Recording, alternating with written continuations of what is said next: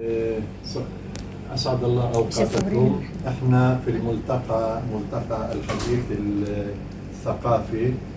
بدينا هذا المشروع بداية عند الأخت هيام شلح، وثم كنا عند الشاعرة مقبولة عبد الحليم في كفر مندى، ثم عند الشاعرة والكاتبة أمال أبو فارس، واللقاء الرابع كان مع الفنان عوني حلبي.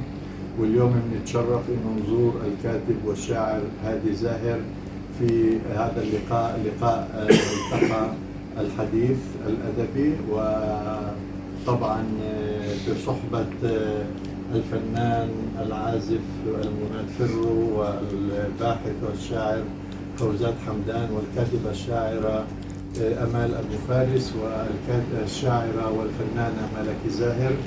وطبعا يسرنا جدا هذا اللقاء على الأستاذ الشاعر الكاتب هادي زاهر، ونطلب من الشاعرة كمال أمال أبو فارس أن تفتتح هذا اللقاء. صباح الخير.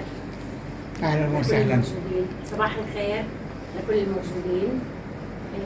في البداية بحب أبارك لك أخادي هذا الإصدار اللي هو في منتصف الحب. هذا الإصدار الفريد اللي هو بمثابة نقطة تحول أنا بشوفه في مسيرتك الأدبية والثقافية. فكل الوقت كان خطك هو أكثر سياسي وطني، ولكن هذا الكتاب الأول أظن إنه كتاب في قصائد رومانسية اللي هو عبارة عن تغير نقطة انطلاق إلى منحى جديد في الحياة. أظن هيك، ما بعرف يعني هاي وجهة نظري. فأنا بحب أبارك لك في الأول على هذا الإصدار، إن شاء الله بكون مبروك. بعدين فيكي تسلمي، أهلا وسهلا.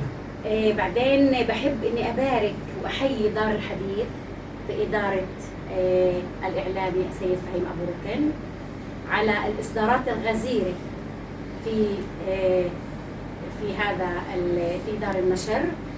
الإصدارات الغزيرة اللي عملها تاخذ كثير حيز في وسطنا بسبب أو بفضل المهنية اللي بتتمتع فيها الفنانة ملكي زاهر على التصميمات الجميلة والرائعة، وعلى المصداقية، وعلى الأمانة، وعلى الأسعار المعقولة. فأنا هون مش في محل إنه أعمل دعاية لدار الحديث، مش بحاجة لدعاية. فأنا أصدرت هناك الكثير من الكتب، وأظن إنه كان من أكثر المجالات اللي كانت فيها حلو التعامل في دار الحديث، وهي الحقيقة حق يقال. فأنا ببارك لدار الحديث وببارك لك أخ هادي، وبحيي هاي الفكرة اللي بدرت فيها فنانتنا ملكي، إنه نزور كل أديب أو كل مبدع اللي بده يصدر كتاب جديد، مشان نفرجيه إنه نحن معك. انت مش لحالك، مش اصدرت كتابك وقعدت في البيت تستنى تهيجوا الناس تشوفه او تعرف عنه. فنحن بنقول لك لاي كاتب انه مبروك هذا الكتاب، احنا معك، احنا داعمينك، وان شاء الله انه بصح لنا ان نعمل كمان امسيات لجميع الكتب اللي عماله يتم نشرها. بعد مره الف مبروك والف تحيه لدار الحديث. بارك الله فيكم جميعا. شكرا الكاتبة والشاعرة أمال أبو فارس. وطبعا معنا قامات هنا في الإبداع، الأستاذ عماد فرو في الإبداع الموسيقي وأيضا الثقافة العامة، والباحث والفنان والشاعر والمربي فوزات حمدان، وطبعا الشاعرة والفنانة ملكي زاهر. وشو بتحب أستاذ فوزات تقول لنا في هذا المجال؟ والله أنا أول إشي بحيي هادي على الاستمرارية. هذا إشي واقع، يعني هو من بداية من اللي بدأوا الكتابة في قرية عسفية أو في الكرم البحرة وما زال مستمر. يمكن أنا شخصيا ما قريتلوش كثير، بس قريت الفخ لهادي زاهر ومتابعه في الحق يمشي ولو على رجل. يعني أنا بفضله أكثر ناقد ساخر من إنه كونه شاعر. هاي مشان تكون واضحة يعني. ولكن بتشوف انه هذا الانسان ملتزم، يعني عنده التزام للمجتمع، والالتزام انه الانسان ما زال بيكتب وما زال بحارب ظواهر وما زال بينتقد الاشياء الاجتماعيه الهابطه، هذا دليل على اخلاصه وعلى وطنيه. احنا قلنا الوطني هو اللي بيربي، يعني هو من خلال كتبه ومن خلال سيرته ومن خلال الاشياء اللي اصدرها اللي قراله بدون شك تأثر وبدون شك على نهج تربية انه احنا لازم نقول الحقيقة في كل اوان وزمان. بتمنى له الخير والصحة والسعادة لعائلته ولإله، وبتمنى انه من نجاح لنجاح. تسلم. تسلم. طبعا بس كلمة واحدة، انا دائما قبل هذه ما تحكي انت ولا مرة انا تشكرت الحديث، لانه احنا زي ما بيقولوا مبادرين مضبوط، ولكن مبادرين من وراء مبادرة أولى اللي هي مبادرة دار الحديث بالنسبة لهاي اللقاءات بالنسبة للفئات، واللي ذكرت الأمال كمان بالنسبة للإصدارات. وطبعا هسه أنا بديش أحيي الكل تمام، أما في معك كمان زي ما بتقولوا رفيق الدرب اللي هي ملكي، واللي في عندك كثير أشياء تعطيها في هذا المجال. من تجربتي البسيطة أنا المضبوط الإنسان بعرف يعني فيش كمان. تسلم. ألف شكر، ألف شكر أستاذ فوزات. معنا طبعا كما أيضا الموسيقي والعازف الأستاذ عماد فرو. عماد، يعني ممكن إسا إحنا ندمج ذكرى فريد الأطرش الذي عانى من قلة التغطية الإعلامية من الوسائل العربية، ودور الأديب العربي هون في إسرائيل الذي يعاني أيضا من قلة تغطية في الوطن العربي. يمكن في إسرائيل في تغطية نوعا ما، ولكن في الوطن العربي بسبب التطبيع ما في مشكلة.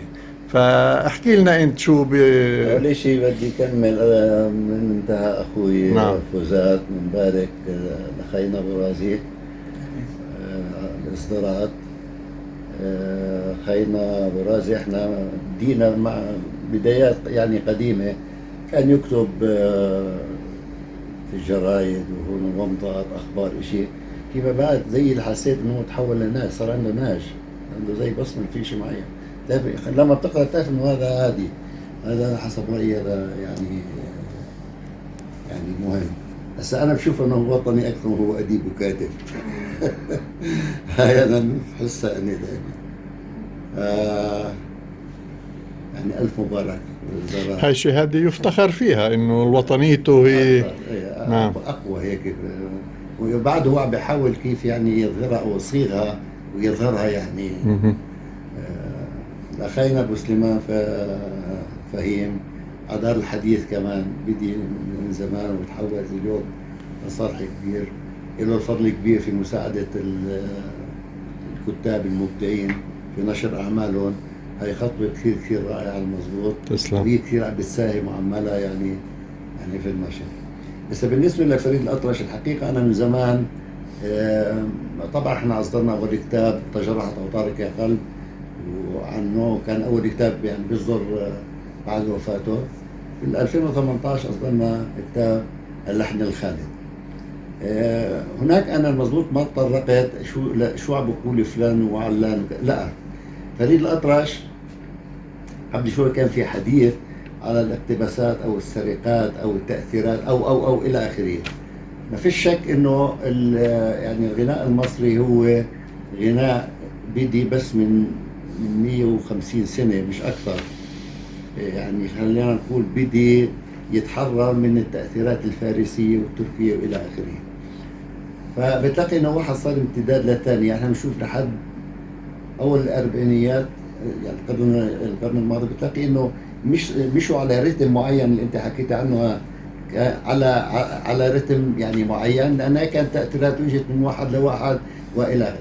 فريد الأطرش إجا في رتم آخر بالمرة، يعني بعيد عن إجا من الجبل لمصر اللي هي الساحل. فهون حتى بنشوف إنه في مصر هناك أكثر يعني الرتم هو للرقص، بينما في الجبل للدبكة، يعني في هون الرتم يعني. فأنا متذكر إنه حياة سليم السرور قال كلمة واحدة، قال لما فريد اجى على مصر جننهم في اللقاءات، هاي كلمته، جننهم في اللقاء، ما كان حدا يقدر يعني يمشي معه غير هو. فهو كان في فرقة فريد الأطرش. حلو. هو يهودي معروف، بعدين اجى لهون على اسرائيل صار يقدم برامج وانا كنت يعني اسمعها. هاي نقطة. النقطة الثانية انه فريد الأطرش نابع من ذاته، يعني هو ما اخذ، يعني ما تأثر في حدا وما قلد حدا، ممكن يكون تأثر بس ما قلد، وصعب كمان نقلده لفريد، لأنه هو جاي من نفسه، جاي في إيقاعاته، جاي من إشي قديم يعني. هسه في شيء ثاني، ان هذا المجموع والشق الثالث هو انه يعني السياسه، يعني مصر بدها كل شيء يكون مصري. يعني تصور انه بكل وقاحه، يعني الالفاظ هاي ما بحبش استعملها، صاروا بدهم يقارنوا بين فريد وعبد الحليم.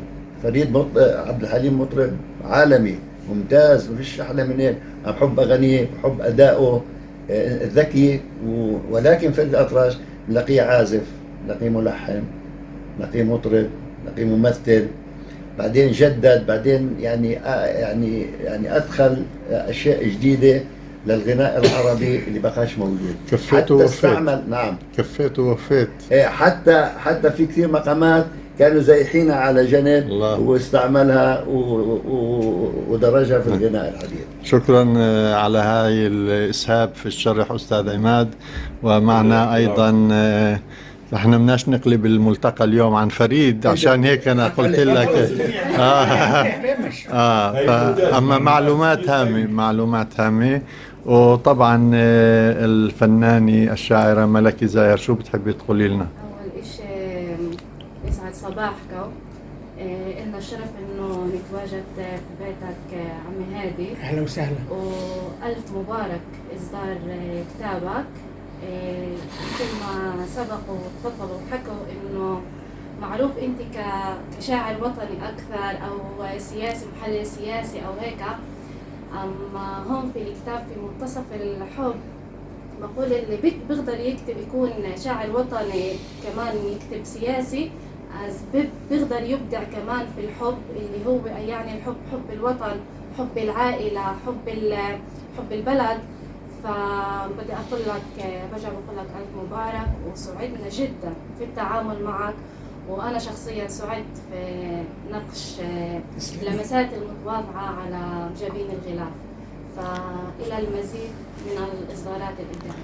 طبعا تصميم الغلاف هو من الفنانة ملكي زاهر، غلاف رائع أعجب كل من رأى الكتاب.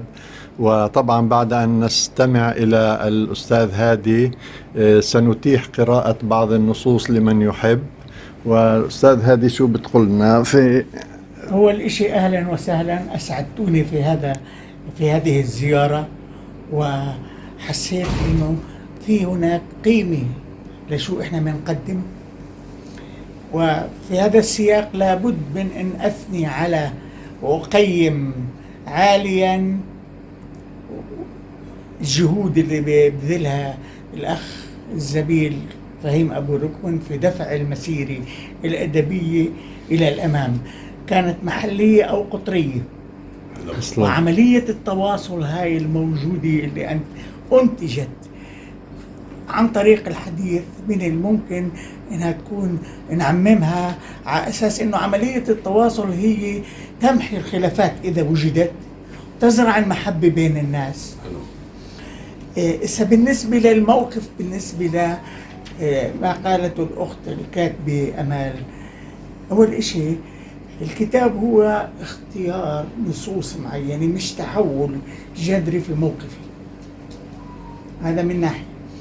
بعدين قضية أنا ملتزم في مدرسة الواقعية الاشتراكية التي ترى بأنه من واجب الكاتب أن يواكب قضايا مجتمع أو قضايا الكون عامة، يحارب كل ظلم. الكاتب هو مش فيرما يورجي انه الامور جميله وبس، في قضايا هناك انسانيه بحاجه لمعالجه، بحاجه لانه نحط ثقلنا كل من موقعه. انه يحط موقعه من اجل تصليح الواقع المعيشي على النطاق المحلي. يعني انا بنبذ القول المأثور للاسف الشديد اللي بيقول انا خصني بيتي وبس. هذا بقول انه في توق قوي في الطرح هذا اجتماعيا. ليش؟ لانه قالوا الرسل الكرام والحكماء انه دير بالك على جارك ل7 جار. اذا انا بدي اقول بس بيتي وبس، انا بشوف اولادي يمكن ساعة في اليوم، بينما هو بيشوف جملائه 7-8 ساعات في اليوم. اذا تأثير الاجواء المحيطة عليه اكثر من تأثير الاهل احيانا كثيرة. من هون انا بقول لازم الكاتب يرمي بثقله من اجل محاربة الشوائب الاجتماعية كانت قريبة او بعيدة. واهلا وسهلا. أنا بضيف إنه الأستاذ هادي كتب في المقدمة أو كتب عن الكتاب إنه هاي بعتبرها استراحة من عمله الوطني وعمله الاجتماعي، وحقيقة هو لن يتنازل عن هذا العمل وهذه المبادئ، وهذا يحسب لصالحه يعني. فألف شكر أستاذ هادي، نتمنى لك التوفيق والنجاح، ونبارك لك إصدار ديوان الشعر، وهو أول ديوان شعر هو كتب في المسرح. لا مفرد لا. الشعر ثالث طبعا. لكان هذا قصور من راحت عن بالي. أما هو اشتهر في كتابات المقالات الناقدة، واشتهر في المسرحيات والقصص القصيرة، وطبعا هذا والرواية. نعم. رواية أنا قرأت لك رواية، متذكر أنت أعطيتني إياها، شو اسمها؟ السر الدفين. السر الدفين. نعم. أنا قرأتها بس صحيح. بدي الفت انتباهك، سر الدفين كنت انا مصدر مجموعه قصصيه قاتل المجهول، ومش معنى تصدر في نفس السنه، فجاني عطاء انه بدي تصدرها القسم العربي بوزاره المعارف. انا اردت انه اجل اصدارها حتى تاخذ المجموعه القصصيه حقها. اعطيتها لاحد الزملاء الاعزاء اللي هو عصام ابو ركن، قلت له بدي ملاحظاتك. قال لي هاي يا زلمه مشروع 300 صفحه. قلت له خذ وقتك، شهر شهرين. اعطيته اياها على وجه العتمه، الصبح بضرب لي تليفون، تعال خذ روايتك. قلت له كيف الحكي؟ بدكش تقراها؟ حسيت يعني نوع من الاهانه يعني. قال لي لا، قريتها سجلت ملاحظاتي. قلت له بدي اعرف كيف قريتها في ليلي سجلت. قال لي عنصر التشويق عندك بيبدا من اول صفحه، بتصير بدك تعرف شو بده يصير لقدام. قلت له كونك قريتها في ليله وحدي انت منحتها جواز السفر. حلو. بعد نموذج اعطيتها للاستاذ فايز عزام استاذي في اللغه العربيه، اخذته مديره المدرسه جوهره. اجت قالت لي شو عملت فيه يا عمي هادي؟ قلت لها شو سيري؟ قال لا عرفت جليت ولا عملت اكل ولا نظفت البيت، قريت الروايه على نفس واحد. وهذا دليل النجاح يعني. حلو. عمليا استغرقت كتابه الروايه فتره زمنيه طويله، ولسروري الشديد الحقيقه انه كان في هناك عليها 5 معالجات، 3 منهم لدكاتره في الادب. نعم. طيب أنا بدي أعقب على بالنسبة لهي الرواية اللي عمالك تحكي عنها. أنا هديت إياها إذا بتتذكر، وأنا قرأتها، وأنا من النوع إذا كان الرواية أو شو سيري أي كتاب أو أي نص اللي هو ما بيجذبني بحط الكتاب على جنب، بقدرش أكمل. فأنا قريتها من أول صفحة لآخر صفحة كمان بشوق وبشغف، وهذا بالفعل أنا بعترف يعني. شو الرواية؟ بعدين حبيت السر الدفين. طيب أنا بدي تفضل. بالنسبة لكل القضايا، حاب أقرأها. بالنسبة لكل القضايا الوطنية وغير الوطنية، كل إنسان في عنده قناعاته في الحياة. أنا جدا بقدس الحرية، حرية الفكر، حرية الرأي. وأنا كتبت قصيدة على الجمال بالاختلاف، إنه أجمل إشي فينا اختلافنا عن بعض، وربنا خلق الكون في هذا الاختلاف، الليل والنهار، الصبح والمساء، القبح والجمال، خلق كل الأضداد منشان نشوف بالضده يظهر حسنها ضده. فهذا ما بقول إذا عندك آراء سياسية مختلفة عني ما بقول انه نحن نكون أعداء. كلش اصدقاء. أعداء. بالعكس انا بحترمك جدا، وانا طبعاً. بعتبر الاخ هادي من اقرب الاصدقاء لإلي اللي انا بعتز فيهم وفي صداقتهم، تسلمي. وهو بالفعل انه مواكب الحركه السياسيه، خلينا نقول اللي هي بعيده عني. انا ما بتعاطى في هاي الامور بتاتا، ولكن انا بحترم هذا الجانب فيك اللي هو اخذ المسؤوليه. هلا. هذا مش إشي مفهوم ضمنا يعني. طيب أنا بدي أوجه سؤال للأستاذ هادي، وبعدين نطلع على استراحة معينة، واللي بحب يسأل سؤال أو يقرأ نص بعد الاستراحة كمان سنتيح. سؤالي للأستاذ هادي، شو بتلاقي نفسك أكثر بما أنك كتبت المسرحية والرواية والقصة والشعر؟ وين بتلاقي نفسك أكثر إشي مرتاح أو أكثر إشي بتعبر عن نفسك؟ أعتقد أولا أنه الكاتب الحقيقي يجب أن يجيد جميع الألوان الأدبية، كتابة جميع الألوان. أحيانا بتوجد أنه أنت بتقدر تعبر عن ذات عن طريق قصة قصيرة. الرواية عملية مركبة جدا، أنا بتحكي عن كافة قضايا الحياة، عن الواقع المر، عن الواقع الحلو، عن يعني قصة حياة في ليلها، في نهارها، في سوادها، في بياضها، قصة حياة متكاملة. لذلك صعب جدا. أما الكاتب الذي يجيد عملية كتابة الرواية أعتقد أنه كاتب ناجح. بس أحيانا تقدر أنت تشوف وأسهل كتابة تعبير عن ذاتك مرات من خلال قصيدة. يعني وجدت أنا بديت في كتابة القصيدة حديثا، وجدت أنه أسهل يعني من أي كتابة لون أدبي آخر. لذلك أنا أخذ مدي عم القصيدة النثرية مش العمودية. عمودية من معقدة. هذا المنطلق اليوم بلاقي انه انا بقعد اي ساعه بعبر عن ذاتي من خلال مشاعري بواسطه قصيده. بدك تكتب قصه قصيره بدك تحبكها بشكل جيد من كل الشقات، بدها تاخذ وقت، واليوم الوقت ضيق عند كل الناس للاسف الشديد. يعني حتى القراءه اليوم واحد بقول لك اليوم مش عم بقرا انا، يعني الكتاب صار اضحى مسكين في زماننا هذا. يعني حتى بطل الديكور، في ناس حطوه كمكتبه الديكور اليوم، حتى اخذوه على السرداب للاسف الشديد، ما عادش في له مكان في ظل وسائل التواصل. صار الكتاب مسكين. نعم. يعني طيب. لما كتبت قصه انا كانت عن واقع معين، اللي وجد نفسه بده يحول المكتبه والمطبعه لا مطعم حتى يقدر يعيش للاسف الشديد. يعني بده يفتح مكتبه هذا الواقع. للاسف واقع مأساوي بنقدر نقول بكل معنى الكلمه. طيب أستاذ هادي، طبعا احنا بنقول بجانب كل عظيم امرأة، مش وراء كل عظيم امرأة. فاحنا في هاي المناسبة كمان بنشكر ام رازي والأخت رزان على حسن الضيافة والاستقبال، وبنطلع لاستراحة صغيرة. رزان بنتي طالبة مجتهدة عم تدرس. أنا أعجبت في القصيدة اللي كتبتها عنها، وسوف نتطرق إلى هذا بعد. عم تدرس طوق أرشدي برافو. الشهادة الجامعي، اللقب الجامعي الثاني، عندها مصلحة كمان ومدرسة. نبدأ في القسم الثاني، ولكن في الأول بدنا نشكر ام رازي على الكرم الحاتمي وعلى حفاوة الاستقبال. ألف شكر، وسلم إيديك على كل هذا. سلم إيديك.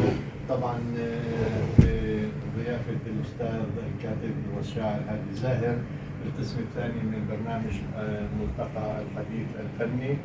وطبعا في بداية هذا اللقاء يعني هو لقاءات على أساس نلقي الضوء لمن لا يعرف، نلقي الضوء على ضيفنا.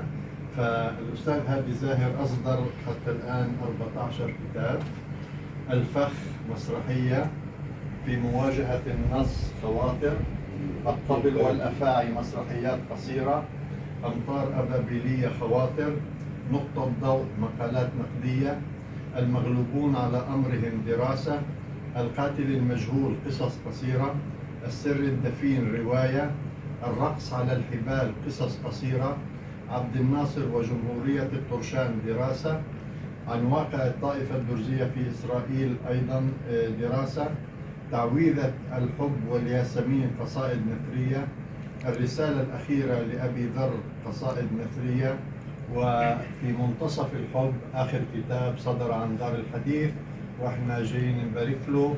والآن نتيح يعني للزملاء الحديث الحر، الأسئلة، قراءة نصوص. ام كمال تبدي معنا في القسم الثاني اذا ممكن. بدي ابدا في قراءه نص للكاتب، الاستاذ نص اكسجين.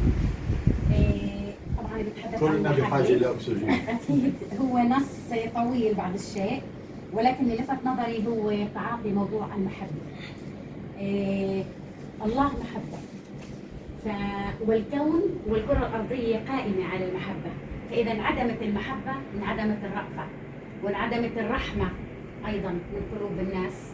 لهذا أنا أعتبر بأن المحبة هي أحد ركائز أو ركن من أركان كياننا الوجودي كإنسان على وجه الكرة الأرضية. فهذا الموضوع كثير أنا شخصيا كثير بهتم فيه. بقول هيك عليها المحبة هي المطر الأول، هدية السماء للأرض. هنا بحر، هنا نهر، هنا جدول، هي الهواء، وهي للحياة الروح والنبض. والمحبة مهنة الأنبياء القديم، ومن دونها لا فرق بين الإنسان وبين البهيمة. لغة فطرية يفهمها الغرب والشرق، إذن هي لغة العالم، لغة الناس كلها، المحبة، وتجعل للإنسان قيمة. والمحبة مادة سحرية، خلطة إلهية تدخل في نسيج الأجنة، وبه تصبح حياتنا جنة، وتكبر فينا من الطفولة، وتهذب فينا الرجولة، وتنتج قداستها تاجا للكهولة. بدي اكتفي لحد هون، يعطيك ألف عافية. الله يعافيك، تسلمي. شكرا. شو استاذ فوزات؟ الله والله نص من فترة ما خرجت الكتاب بعد ما عملت في مجلتكم هاي، بعد ما كان بيسعدني انا اقرا له نص. اعطيني هالكتاب. فقرة منها إذا قصيدة طويل بفقرة. غاصت دون أن تجدني الأرض معطراني، أي خفقان هذا، أي نبض، أي صوت أسمع، أي لحن يؤرجحه داخلي، أسمع رنينه، قلبي أضحى جرسا، صوتها أمسى حبلا يحركه. لا تترك الحبل أيها الراهب، لا تترك الحبل، فأنا ذاهب، أنا هارب. سيكون لنا ما نحب. تعالي يا عين العين يا عيني، ويا قلب القلب يا قلبي، غرباء لا أعرف أينك ولا أيني، وكل الذي أدريه أنك حبي، وأنك جسر الحنان بيني وبيني، وعبر هذا المدى أصل إلي، هاي لا من رازي. وما من سواك يحن حبا علي، أنت الوحيدة في هذا المدار، لأجلك سأبتكر كل الذي لم يكن في الكون مدرك. إلى متى يا مليكتي سأنتظر حتى يتفتح زهر الليلة، لا يدركه النظر. سنرى يا حبيبتي الذي في ممر بعد لم يسلك، سيطل منه مسيحنا المنتظر، سيجيء حبا وما من خيار. هنا الجرأة في اكتمال. نحن بني معروف، جزء لا يتجزأ من أمة شامخة، أقمار في سمائها تطوف، ولهم من اسمهم نصيب. قم الآن واقرأ، شذبوا الرماح ولمعوا السيوف، وحملوها بكل عزم ضد المعتدي الغريب. هنا الجرأة في اكتمال، ولن تجد من هم أقدر. سلام عليهم وهم ينظمون، سير الحياة في السهول والحقول وفي ذرى الجبال. سلام عليهم في حقيقة هذا البهاء ونقاء هذا الخيال الذي يصبح في أعينهم حقيقة دانية القطوف. سلام عليهم في كل الظروف على نبض العروبة ونهر العذوبة. هلا احكيها كمان مرة. أنا بديش ألقي قصيدة، ولكن بدي ألقي الضوء على قضية مهمة في حياتنا كبشر كمجتمع، واللي هي عملية التواصل الضرورية في حياتنا العامة لمزيد من المحبة بيناتنا والألفة ومحو الخلافات إذا وجدت.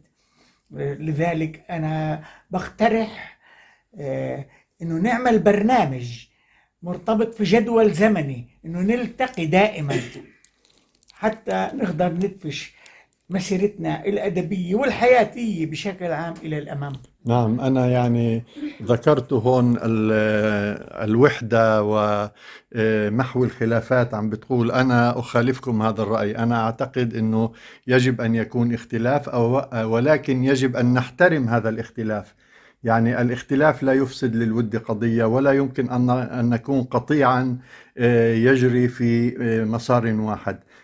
يجب أن يكون لدينا التعددية في الآراء والمواقف، ولكن يجب أن يحترم أحدنا الآخر، وهذا سر الحضارة. حين قال، لا أذكر الاسم الآن، أنا مستعد أن أحارب أن تقول رأيك رغم أنه مختلف عن رأيي، بهذا المعنى. فأعتقد أنه إحنا بصحبة الزملاء اللي يعني عندهم المبادرة والرغبة في إنجاح هذا المشروع، مشروع ملتقى الحديث الثقافي، لنلقي الأضواء على الشعراء والأدباء والفنانين أيضا، يعني من ناحية موسيقيين، من ناحية فنانين تشكيليين، من ناحية مسرحيين. هذا بحاجة، مجتمعنا بحاجة إلى هذا الشيء. في حدا عنده أي سؤال للأستاذ هادي؟ بس بدنا نقول إنه يا ويلنا إذا ما بنختلف، لازم نختلف، وخلافنا يكون خلاف موضوعي منطقي علمي، نتناقش، واحد يستفيد من الثاني، هيك لازم يكون. نعم. عمليا نحن عم نحكي عن الاختلاف حول الشوائب الاجتماعية، مش في وجهة النظر الفكرية. نعم. ملكي؟ بالنسبة لموضوع الاختلاف، أنا كمان كنت كاتبة شطرة صغيرة عن الاختلاف، بحب إني ألقيها. كتبت: الناس إن وجدوا مثل باقات حتى بذات الروض يلتموا، نرجسيات فل جوريات من ذات القطرة بيتحموا، النحل طيور وفراشات تحت ذات الظل بيتغموا، الله خلقنا عبر بهالحياة وميزنا بعدة آراء واختلافات، وأوجد لكلنا مطارح حتى باختلافاتنا يتسلم. حلو. شكرا ملكي لالا على هذا الإلقاء وهذه الأفكار النيرة. طيب، احنا بدأنا اللقاء ملتقى الحديث مع الأخت الكاتبة والشاعرة أمال أبو فارس. إذا بتحبي تختتمي اللقاء. خلاصة اللقاء كان هو الجمال بالاختلاف. نحن مختلفون، لا نريد أن نكون نسخ طبق الأصل عن بعضنا، وهذا الشيء هو شيء رديء جدا ولن يحدث في الحياة. فلا نريد أن نكون صور زي في الحاسوب بيقولوا نسخ ولصق، نسخ ولصق. نريد أن نكون مختلفين، ولكن الأهم هو احترام الاختلاف المتواجد بيننا. فالحياة هي نسيج اجتماعي، وهي كالزهور من جميع الألوان كما قلت في قصيدتي: فتخيلوا لو أن للزهور لونا واحدا وللجميع فكرا واحدا، فأي حلاوة ستكون للعالم لولا هذا الاختلاف. جميل جدا. طبعا أستاذ فوزات، أنا شايفك بدك تحكي، تفضل. لا، أنا ما عنديش حديث. أنا مستمتع جدا في هذا اللقاء، بس أنا بدي أقول يعني من اللي قالته ملكي لا أمال، تخيلي انه الظهور لون واحد، اي جمال الظهور. ما هو هذا هذا ما اللي غلط. حكى، هذا اللي حكته. يعني هذا اللي حكت عنه في الروض. فتخيلوا زهرة وزهرة وزهرة لو وزهرة. أن للزهور لونا واحدا وللجميع فكرا واحدا فأي حلاوة ستكون انا مخدع للعالم. عندك. طيب كلمة أخيرة لمضيفنا، كلمة أخيرة لمضيفنا الأستاذ هادي زاهر. طبعا وقبل كلمتك احنا بنحب نشكرك بشكل خاص ونشكر الأسرة الكريمة أم رازي والمعلمة رزان على حسن الضيافة وحفاوة الاستقبال. والكلمة الأخيرة للأستاذ هادي. الحقيقة أنا سعيد جدا ومتفاجئ من الأجواء اللي سادت الجلسة هاي. وعلى الصعيد الشخصي اهتمامكم هذا زاد من قيمة ما نقدمه من عطاء في مجال الأدب علي. لذلك أعود وأكرر مرة الأخرى بأننا يجب أن نلتقي دائما، وهي اللقاءات تكون مربوطة في جدول زمني وفيها التزام، ونوسع حلقة الاشتراك الأدباء ولو أنه على الصعيد المحلي في البداية، لننطلق نكون بشكل شامل القرآن العربي ككل. ألف شكر للأستاذ هادي. وطبعا الكتب كتاب هذا كان مناسبة، كتاب في منتصف الحب أن يجمعنا بالأستاذ هادي، هذا الكتاب الصادر عن دار الحديث للإعلام والطباعة والنشر. شكرا لكم جميعا.